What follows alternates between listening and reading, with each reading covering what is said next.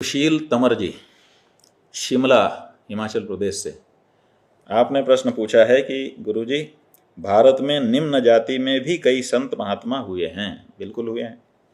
क्या उन्हें ज्ञान प्राप्त हुआ होगा? आपके मन में शंका है कि क्या उनको ज्ञान प्राप्त हुआ होगा और क्या हमें उनका सम्मान करना चाहिए। हमारे यहाँ वर्णाश्रम धर्म है, 4 वर्ण हैं, ब्राह्मण, क्षत्रिय, वैश्य, शूद्र। लेकिन कोई ऊंचा कोई नीचा नहीं है, सब अपनी अपनी जगह पर हैं और सबका अपना अपना महात्म्य है। तो पहली बात तो ये कि निम्न जाति में कई संत पैदा हुए हैं, तो कोई जाति निम्न नहीं है। हाँ, उसकी जगह है, अपनी जगह पे वो भी ऊंची है और उस जाति में भी ऊंच नीच का भाव है। ब्राह्मणों में भी कई ब्राह्मण ऊंचा और नीचा अपने को परस्पर में मानते हैं। तो ये जो ऊंचा नीचा की बात है, ये शास्त्र की नहीं है, ये व्यवहार की है। जिसका चरित्र थोड़ा नीचा हो जाता है या कोई ऐसे कार्य में लिप्त हो जाता है जो शास्त्र की दृष्टि से निम्न कार्य है, तो वो लंबे समय तक उसी कार्य को करने के कारण उसको नीचा। जैसे ब्राह्मणों में महापात्र ब्राह्मण हैं, ये श्राद्ध का दान निरंतर लेते रहते हैं, तो ब्राह्मण हो करके, वही ऊंचा गोत्र हो करके कई पीढ़ियों तक निरंतर श्राद्ध का दान लेने के कारण अब इनको ब्राह्मण लोग अपने साथ बैठा के भोजन तक नहीं कराते हैं। तो उनका सम्मान कम हो गया। क्यों कम हो गया? इसलिए नहीं कि वो ब्राह्मण नहीं है, वो ब्राह्मण ही हैं, लेकिन निरंतर श्राद्ध का दान लेने के कारण उनके प्रति जो श्रद्धा है वो कमज़ोर हो जाती है।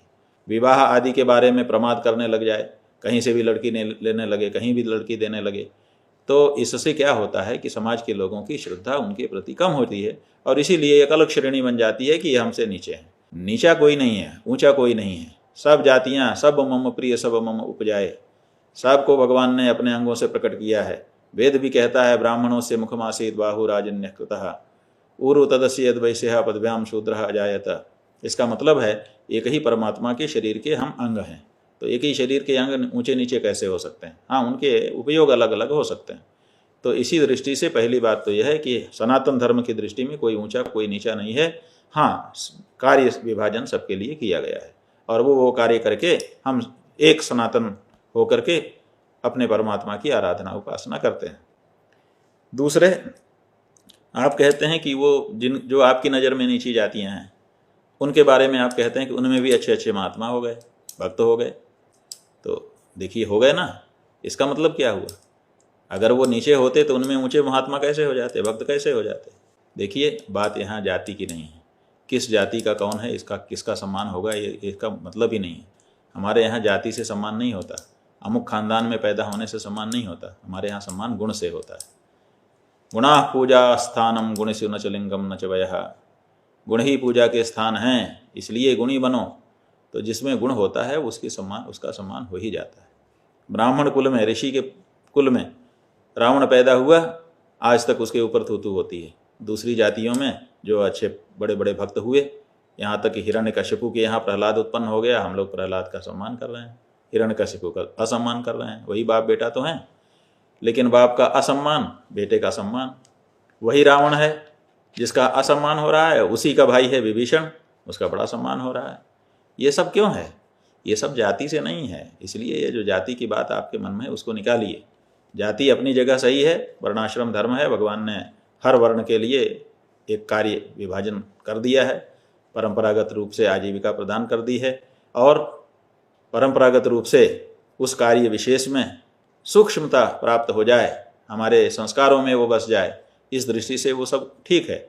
लेकिन उतने मात्र से कोई ऊंचा हो गया कोई नीचा हो गया, इसकी कोई बात नहीं है। जो सम्मान है वो गुणी का होता है।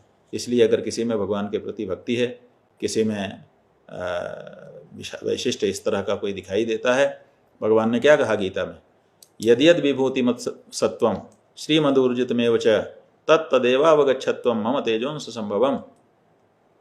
वृक्षों में मैं पीपल हूँ, झषाणाम मकरहा, जो जलचर हैं उनमें मैं मगरमच्छ हूँ। ये सब क्यों कहा? ये सब इसीलिए कहा कि जहाँ भी कुछ वैशिष्ट दिखाई दे उसका सम्मान होना चाहिए, क्योंकि उसमें भगवत्ता विद्यमान दिखाई देती है।